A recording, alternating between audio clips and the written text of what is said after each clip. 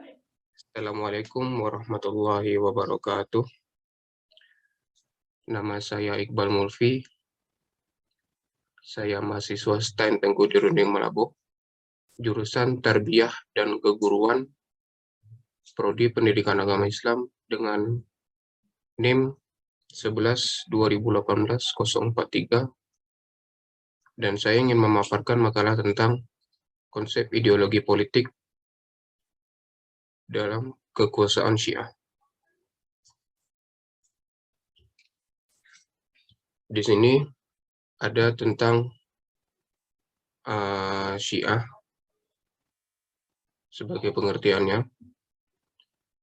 Syiah secara bahasa yaitu pengikut, pendukung, ataupun kelompok yang bisa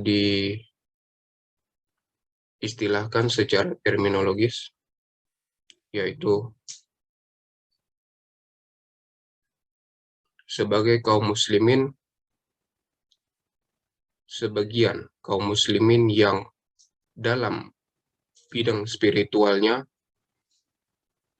khususnya dalam keagamaan, selalu merujuk kepada Nabi Muhammad SAW serta keturunannya, atau bisa disebut sebagai Ahlul Bait.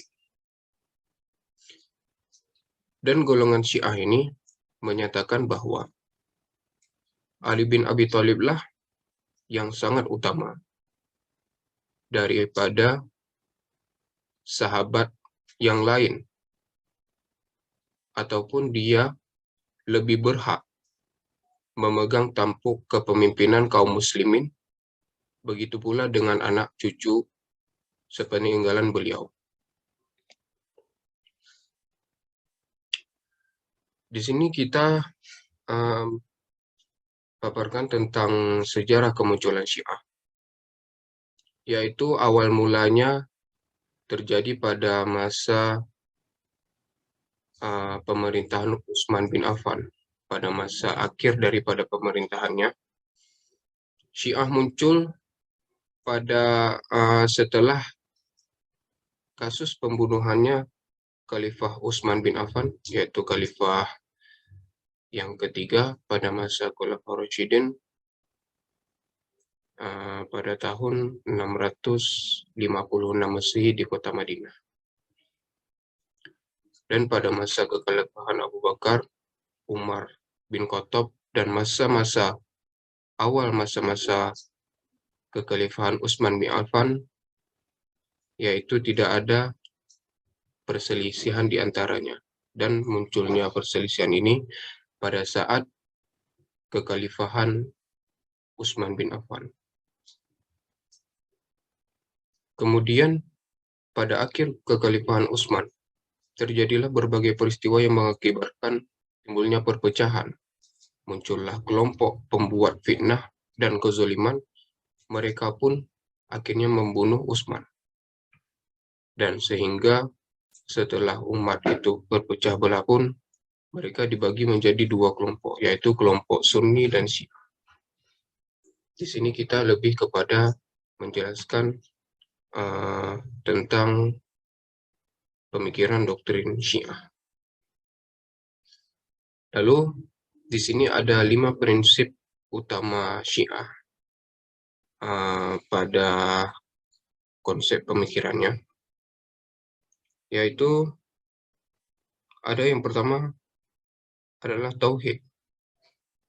Tauhid di sini adalah mereka berpendapat bahwa Tuhan adalah esa, baik esensi maupun eksistensinya. Keesaan Tuhan adalah mutlak. Keesaan Tuhan adalah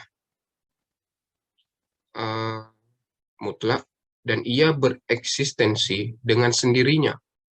Tuhan adalah qadim, maksudnya Tuhan bereksistensi dengan sendirinya sebelum ada ruang dan waktu. Itu menurut mereka tentang Al-Tauhid. Lalu di sini ada yang namanya Al-Adlu, yaitu sebuah keadilan, yang dimana mereka berpendapat bahwa Tuhan menciptakan kebaikan di alam semesta merupakan keadilan.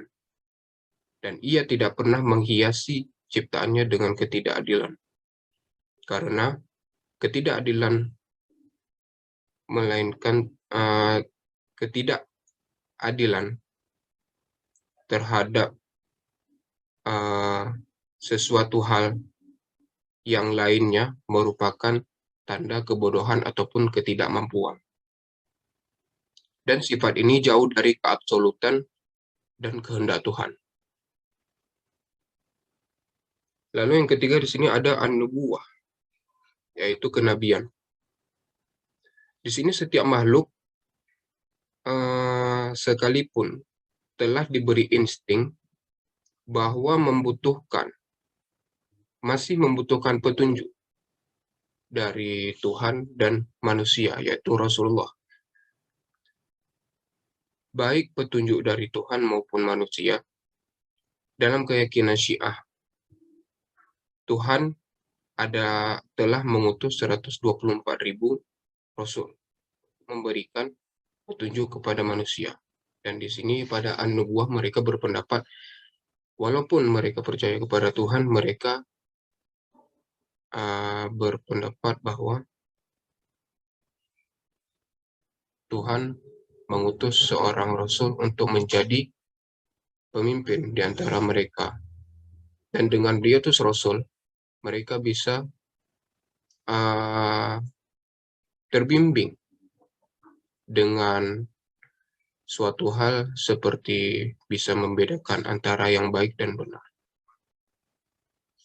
Lalu di sini yang ketiga ada al-imamah. Al-imamah di sini adalah intuisi yang dianugerahkan Tuhan untuk memberikan petunjuk manusia yang dipilih dari keturunan Ibrahim dan dielegasikan kepada keturunan Muhammad SAW sebagai nabi dan rasul yang terakhir. Lalu mereka di sini percaya adanya al-imamah, kepemimpinan, dan mereka pun percaya adanya 25 nabi dari Nabi Adam sampai Nabi Muhammad SAW. Dan mereka pun percaya bahwa tidak ada nabi setelah itu. Lalu pada tampuk kepemimpinan ini mereka menyarankan, maksudnya mereka lebih berpendapat bahwa setelah nabi yang memegang tampuk kepemimpinan kaum muslimin adalah Ali bin Abi Thalib serta keturunan-keturunannya maupun cucu sepeninggalan beliau. Lalu di sini yang kelima ada al-ma'ad. Al-ma'ad menurut mereka berpendapat bahwa mereka percaya dengan hari akhir ataupun hari kiamat untuk menghadap pengadilan Tuhan di akhirat. Setiap muslim harus yakin akan keberadaan kiamat dan kehidupan suci setelah dinyatakan bersih lurus dari pengadilan Tuhan. Dan mereka percaya tentang keadilan pada hari kiamat, lalu mereka percaya tentang hal-hal yang menunjang berbagai kegiatan pada saat